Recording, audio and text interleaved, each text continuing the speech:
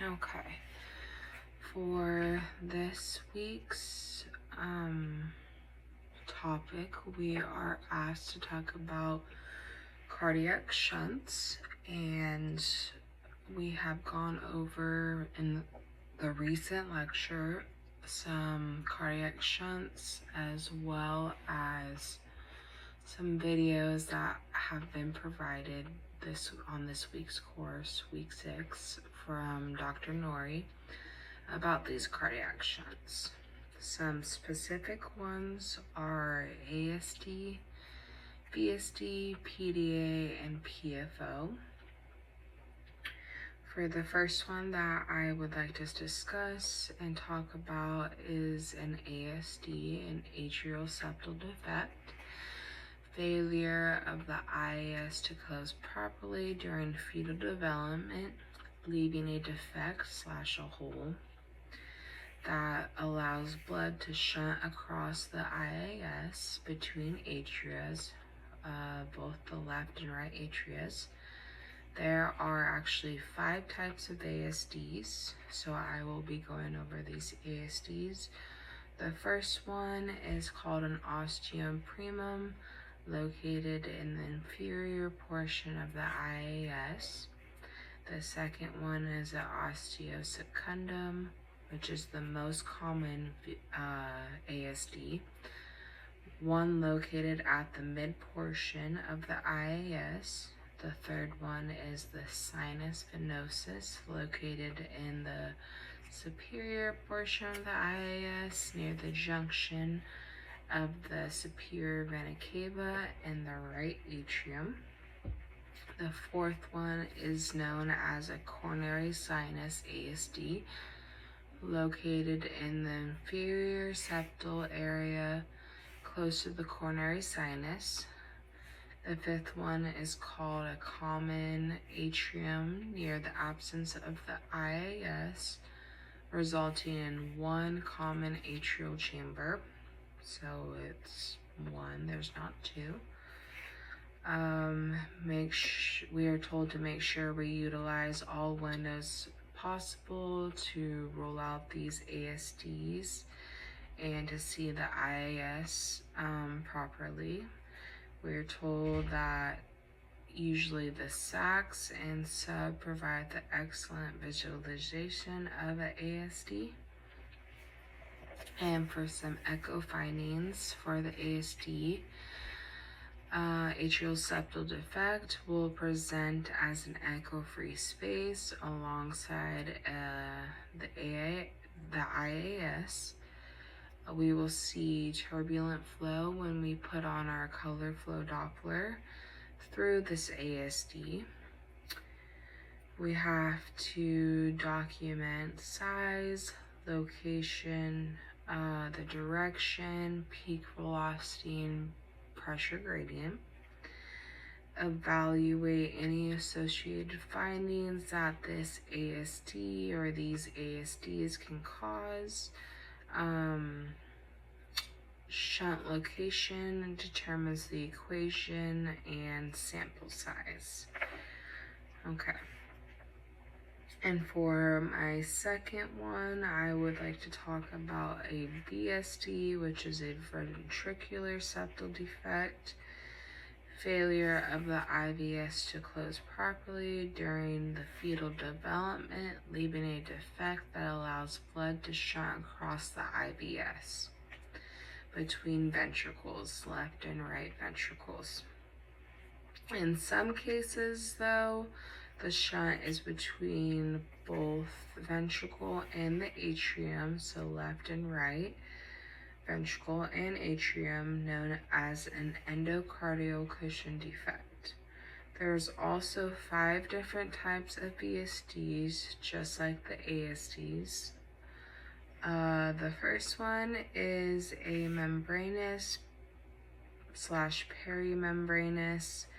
This is the most common VSD, bordered by the tricuspid valve and the aortic valve and muscle. It's high on the septal wall. The second one is a trabecular slash muscular located between the LV and the RV low on the septal wall. And this specific one stands out to me because today in lecture we were shown a picture from our book, and Dr. Nori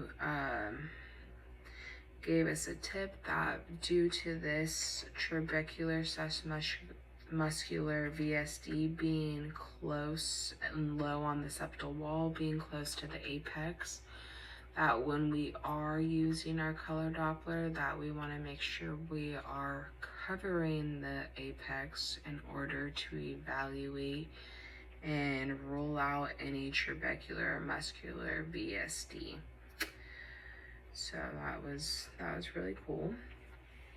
The third one is called outlet VSD, located between the LVOT and the RVOT. The fourth one is inlet VSD, bordered by the mitral valve, tricuspid valve, and muscles. Lastly, the fifth one is ameliant. I want to say, sorry, I cannot pronounce this, but ameliant occurs between two portions of the IVS. We are told to utilize as well the lax and the subcostal four chamber for visualization, the best visualization. And for some echo findings of a ventricular septal defect as well, will be an echo-free space, just like an ASD. This VSD will be an echo-free space along the IVS. Again, we will see turbulent flow when we are utilizing our color flow Doppler through the VSD. So we will see it go through the VSD, very turbulent. Document the VSD size, location, peak velocity, and pressure gradient as well. Evaluate for associated findings. For VSD could be aortic valve prolapse, aortic regurg, right ventricle and left ventricle volume overload, and again, pulmonary hypertension.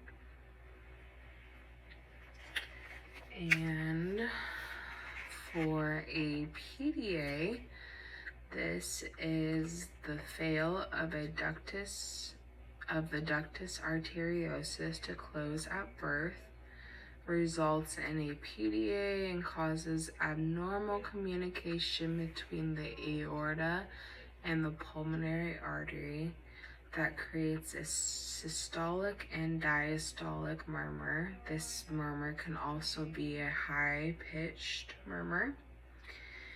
A change in pressure at birth causes this PDA to reverse directions, which is not good. We as well learned in lecture today that this can cause a burden on both the lungs and on the heart. We want to utilize and compare all views of the aorta and pulmonary artery as well when we are ruling out any PDA. Some echo findings for this PDA has been, again, turbulent jet flow through the aorta and the pulmonary artery. So we are seeing a recurrence of turbulent flow through these defects, and that is something to keep in mind. It resembles an Adidas sign. Today we were shown both Adidas sign that it could resemble, so that was cool, something to remember this by, the PDA. It resembles a Adidas sign with color flow Doppler and evaluate for left ventricle volume overload as well, again, as pulmonary hypertension. And for a PFO, This is a failure of the fetal structure known as the foramen ovale to close properly after birth. A defect/hole within the two upper chambers, left and right atria.